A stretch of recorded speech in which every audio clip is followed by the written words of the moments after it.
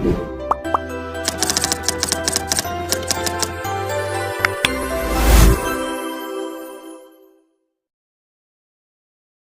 Friends, તો આશા રાખું છું તમે બધા મજામાં છો, મસ્ત છો. તો ડિપ્લોમા સેમેસ્ટર 1ના આપણે ચેપ્ટર નંબર 1 અત્યારે ચાલી રહ્યું છે, બરાબર, ડિટર્મિનન્ટ અને ફંક્શન. તો એની અંદર ડિટર્મિનન્ટના આની પહેલાંના તમે લેક્ચર્સ જોયા હોય તો 2x2 ડિટર્મિનન્ટ્સ જોયા હતા. એમાં બેઝિક તે પછી એક્સ ફાઇન કરવાવાળા, બરાબર.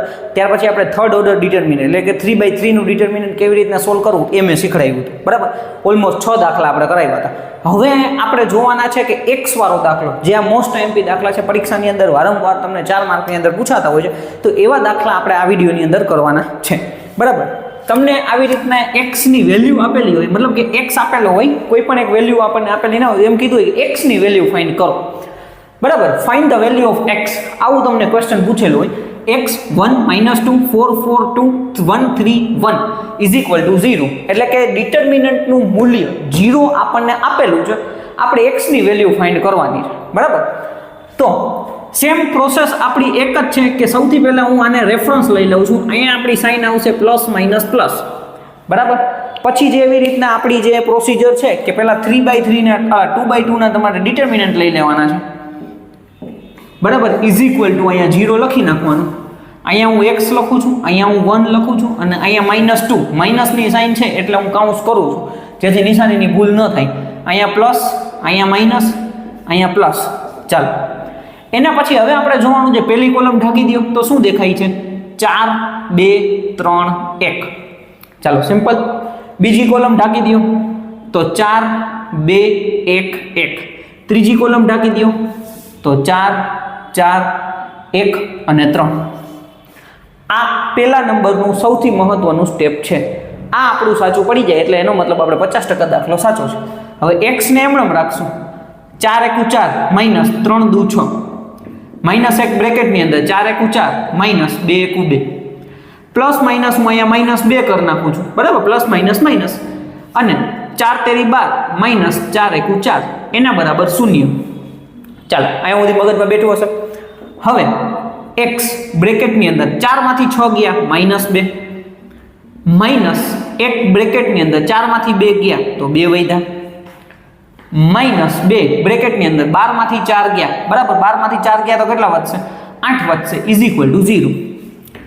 અહીંયા આપણે -2 ઇન્ટુ x એટલે -2x થશે, -2 1 2 થશે, -8 2 ને 16 ઇઝ ઇક્વલ ટુ 0.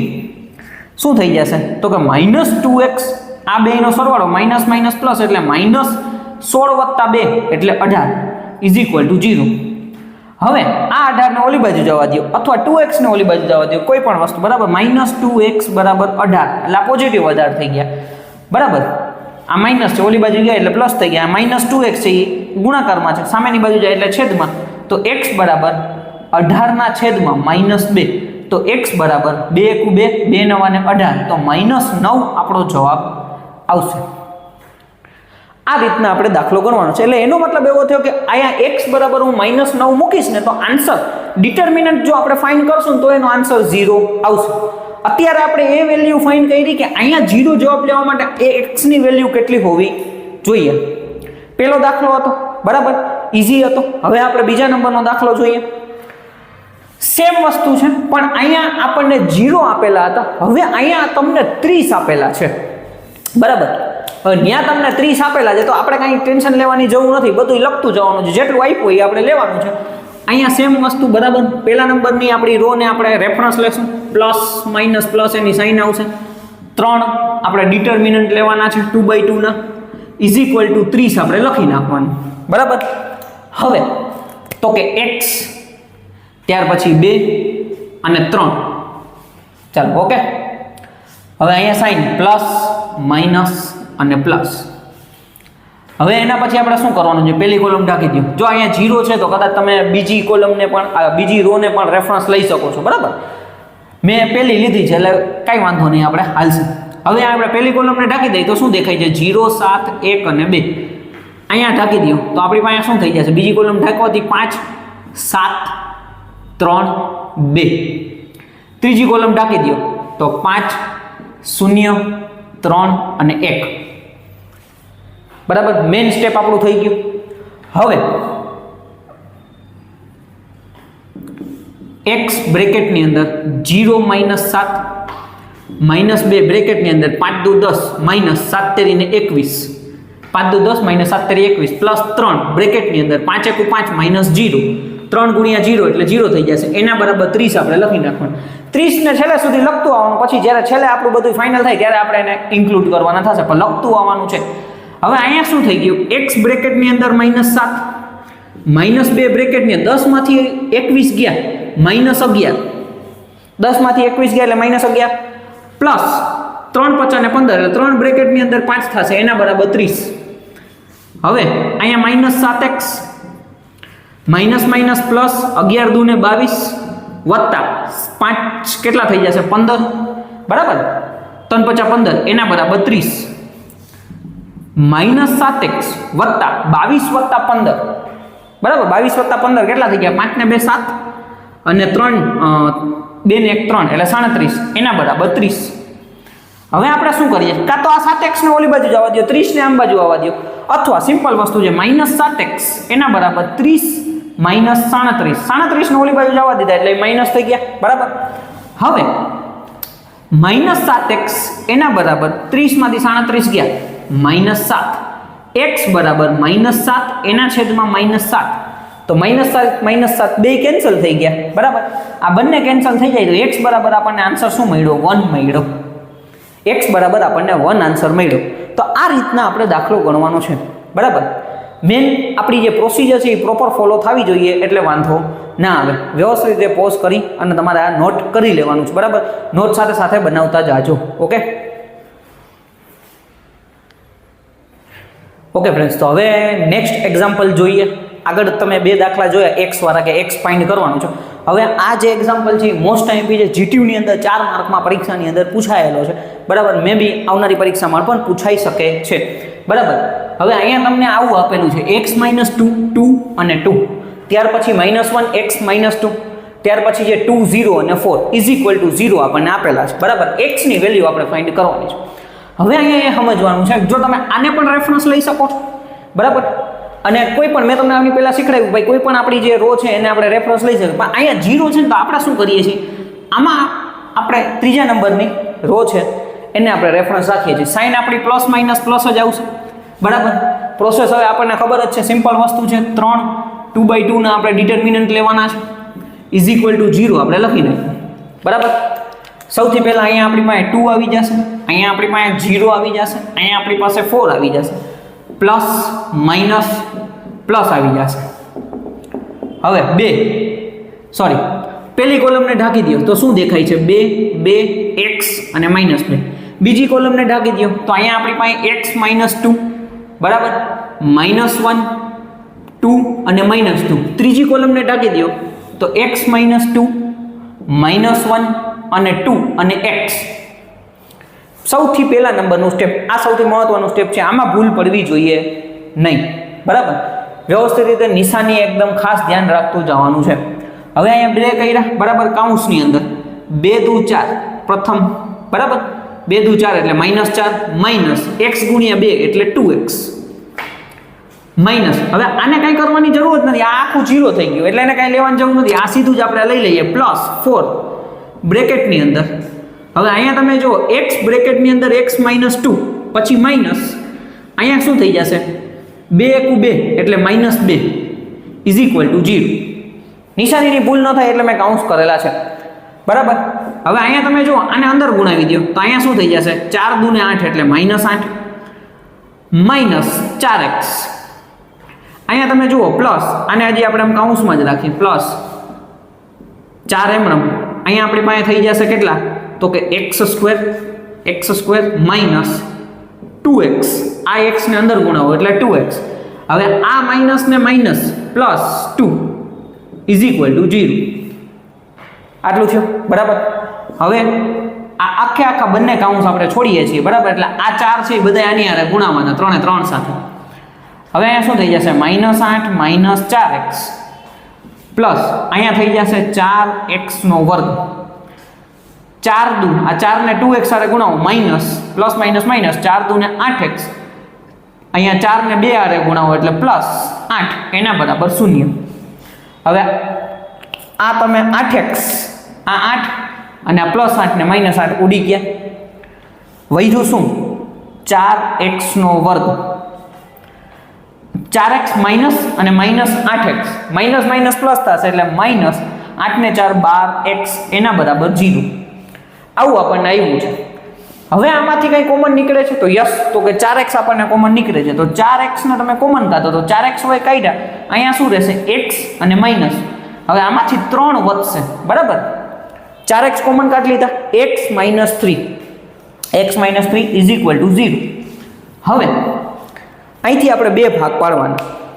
4x બરાબર 0, 4x = 0 અને બીજા નંબરનો ભાગ પડશે આપણી પાસે x - 3 = 0. આ બે ભાગ પાડ્યા આપણે, બરાબર? હવે અહીંયા x બરાબર 0/4, આ ગુણાકારમાં છે, સામેની બાજુ જાય એટલે આપણે ભાગાકારમાં થઈ જશે. x બરાબર અહીંયા 0 આવી ગયો.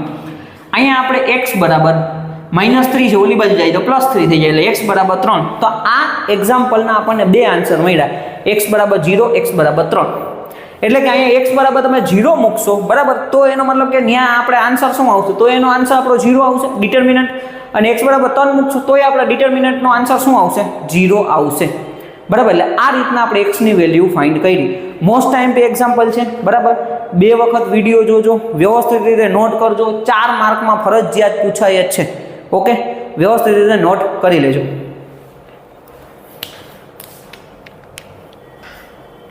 ઓકે ફ્રેન્ડ્સ, તો હવે નેક્સ્ટ પાછો એના જેવો બીજો દાખલો જોઈએ, બરાબર? સારો એવો દાખલો છે, 4 માર્કમાં જીટીયુમાં પૂછાયેલો દાખલો છે, બરાબર? હવે અહીંયા તમે જુઓ, અહીંયા તમને આપેલું છે x - 1 2 1 x 1 x + 1 1 1 અને 0 = 4. હવે આજી વખતે 0 નથી આપેલો, 4 આપેલા છે, બરાબર? તો જેવી રીતના આપણે ઓમાં જોયું હતું x વાળા સિમ્પલ દાખલાની અંદર, તો સેમ અહીંયા જે વસ્તુ લખેલું એને આપણે આગળ કન્ટિન્યુ કરતું જવાનું છે, બરાબર?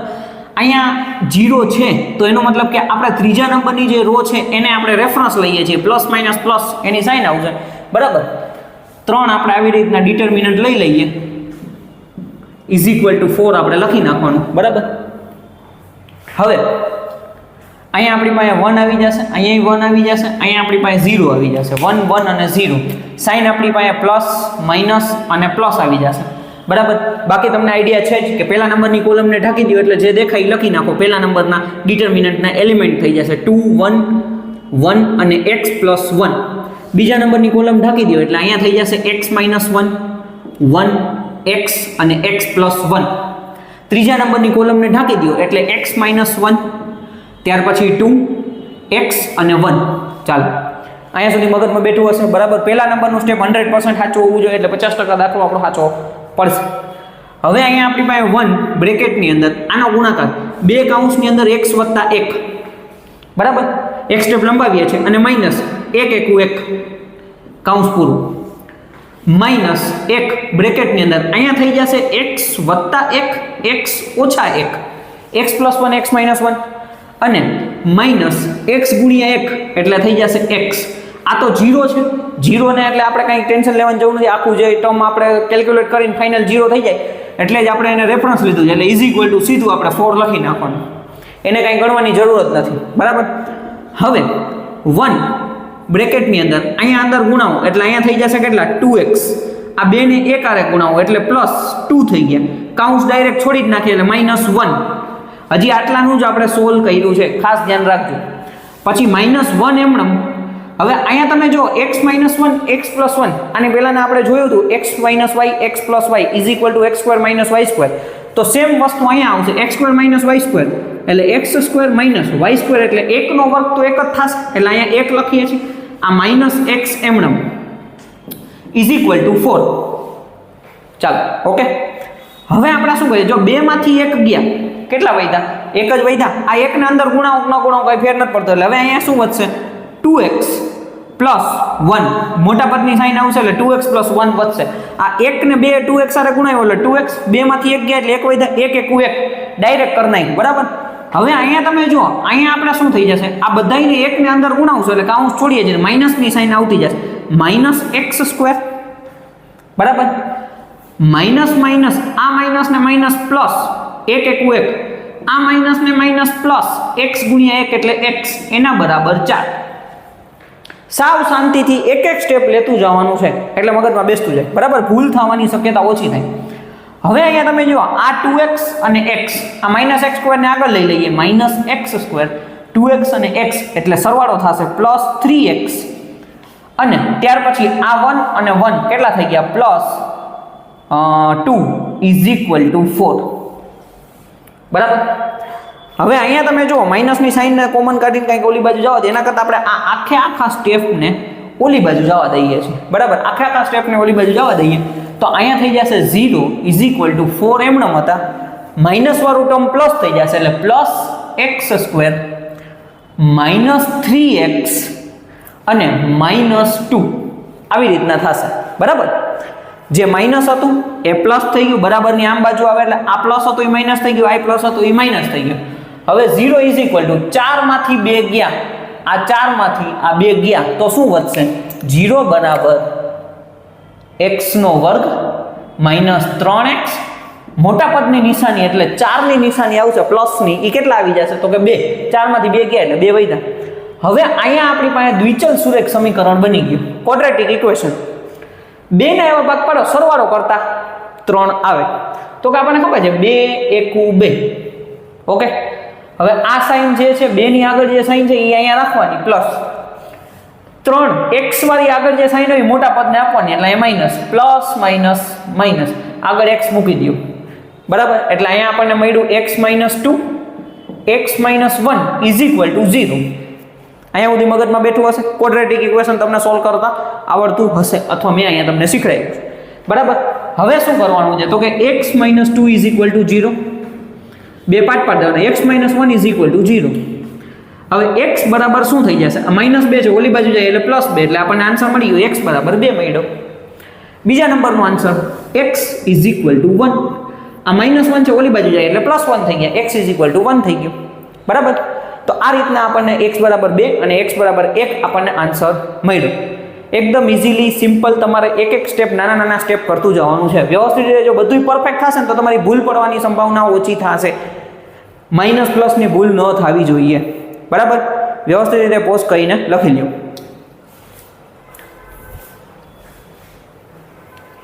ઓકે ફ્રેન્ડ્સ, તો આશા રાખું છું કે જેટલા દાખલા તમને ગણાવ્યા એ તમને વ્યવસ્થિત રીતે સમજાણા છે.